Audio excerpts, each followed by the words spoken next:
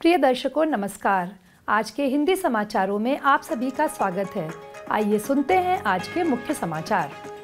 Cell द्वारा वित्तीय वर्ष 2024 की पहली तिमाही के लिए वित्तीय परिणाम घोषित।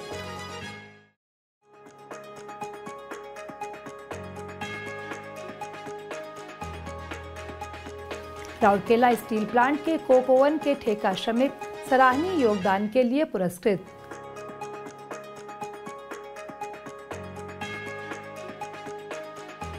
और आजादी का अमृत महोत्सव की कड़ी में आज के व्यक्तित्व हैं कान्हूचरण महांती।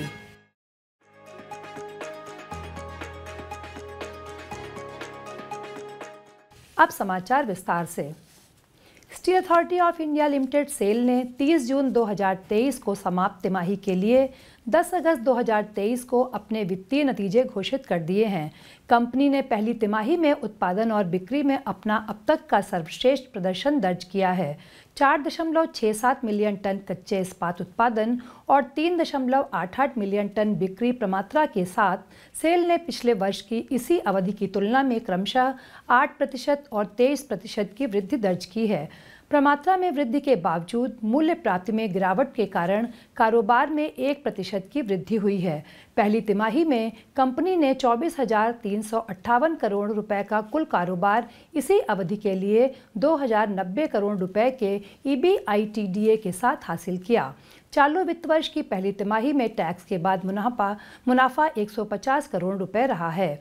कोकिंग कोयले की कीमतें स्थिर होने और देश में निरंतर खपत वृद्धि के लिए बाजार के सकारात्मक दृष्टिकोण के साथ आगे चलकर मार्जिन में सुधार होने की संभावना है।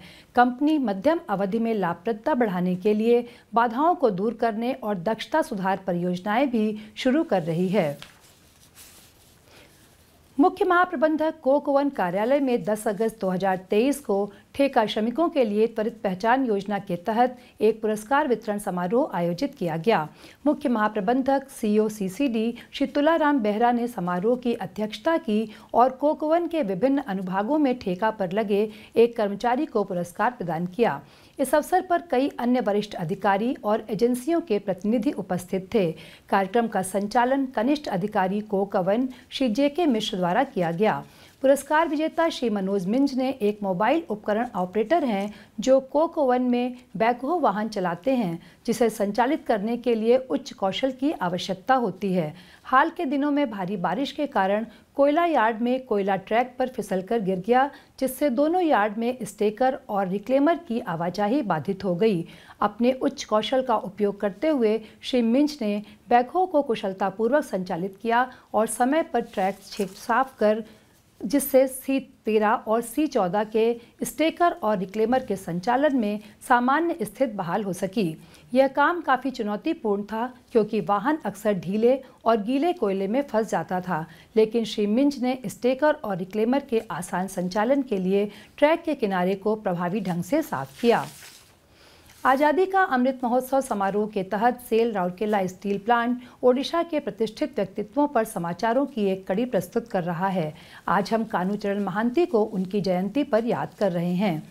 11 अगस्त 1906 को ओडिशा के कटक जिले के नागाबाली में जन्मे कान्हूचरण महांती को सर्वश्रेष्ठ ओडिया उपन्यासकारों में से एक माना जाता है।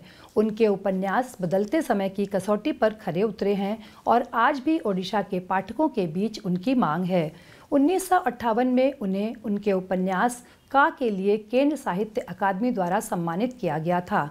उन्हें 1959 में ओडिशा साहित्य अकादमी पुरस्कार और 1992 में सरला पुरस्कार भी मिला। उनके कालजयी उपन्यासों में उत्सबे ब्यासने, दुनिया दाऊ, हा अन्न, निष्पत्ति, स्वप्न सत्य, तथास्तु, परिचय, ओल्टा पाल्टा, परकिया, उदंडी, अदेखा हाथ, प्रतीक्षा भलपाई बार, शेख कथा, तुंड बाइद, अभिनेत्री बजरबाहु, माया वार्ता, सत्यवती, क्षणिका आदि शामिल हैं। इस महान ओडिया साहित्यकार ने 7 अप्रैल 1994 को अंतिम सांस ली। इसी के साथ आज के हिंदी समाचार यहीं समाप्त होते हैं। नमस्कार।